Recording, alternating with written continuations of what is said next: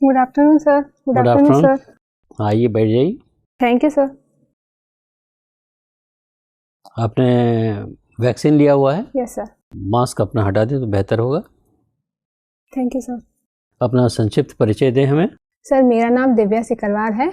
मैं आगरा जिला की रहने वाली हूँ। मैंने अपनी 12वीं तक की पढ़ाई गांव के नज़दीकी स्कूल से ही पूरी की है। उसके बाद सर मैंने अपनी ग्रेजुएशन तथा पोस्ट ग्रेजुएशन सन 2016 और 2018 में आगरा विश्वविद्यालय से पूरी की है। और सर उसके बाद मैं सिविल सर्विस की तैयारी कर रही हूँ। किस सब्जेक्ट से आपने ग्रेजुएशन किया है? सर मैथमेटिक्स, कंप्यूटर साइंस और सर स्टैटिस्टिक्स। और एमएससी? स्टैटिस्टिक्स। समाजशास्त्र विषय चुनने का कोई विशेष प्रयोजन?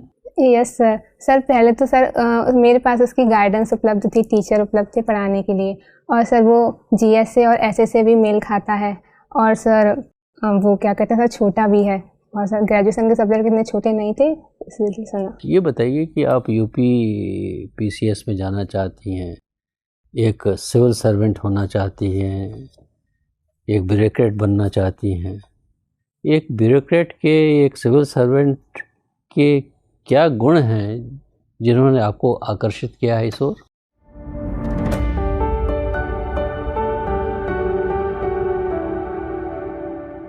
सर सिविल सर्वेंट सर समाज में रह के जो हमारे वल्नरेबल सेक्शन होते हैं उनको, उन तक सरकार की सारी योजनाएं पहुंचाते हैं। सर एक उसने मुझे आकर्षित किया है, क्योंकि सर मुझे भी जब मैं किसी ऐसे व्यक्ति को देखती हूँ जो सरकारी योजनाएं पाने के लिए इधर उधर घूमते हैं, मतलब उन्हें नहीं अच्छी तरह से नहीं पहुँच पाते हैं, तो मैं सोचती हूँ कि मैं उनके लिए कुछ करूँ या फिर उनको उनकी पहुँच बढ़ाऊँ। और सर उनकी सर यही काम और सोसाइटी के लिए काम ने मुझे प्रेरित किया। तो जैसा हमें समझ में आया, आप में ये जज्बा है कि वल्नरेबल सेक्शन ऑफ सोसाइटी को आप सर्व करें, है ना? तो जब आप वल्नरेबल सेक्शन कहती हैं तो आप किन सेक्शंस को आपके जहन में रखती हैं? Sir senior citizens, women, children और sir schedule caste, schedule tribes और सर ट्रांसजेंडर्स। चलिए एक वीमेंस की बात लें यूपी के परिप्रेक्ष्य में। वीमेंस का, जैसा कि एक आउटसाइडर को पता है यूपी के बारे में, कि महिलाओं का जो स्तर है अभी भी वो बहुत अच्छा नहीं है अगर उसको हम कंपेयर करें वेस्टर्न इंडिया के स्टेट से या सदर्न इंडिया के स्टेट से, ठीक है ना? और जीडीपी में, पर कैपिटा इनकम में थोड़ी हमारी बढ़त हो रही है, लेकिन महिलाओं के स्तर में कोई बहुत अधिक इम्प्रूवमेंट नहीं हो रहा है।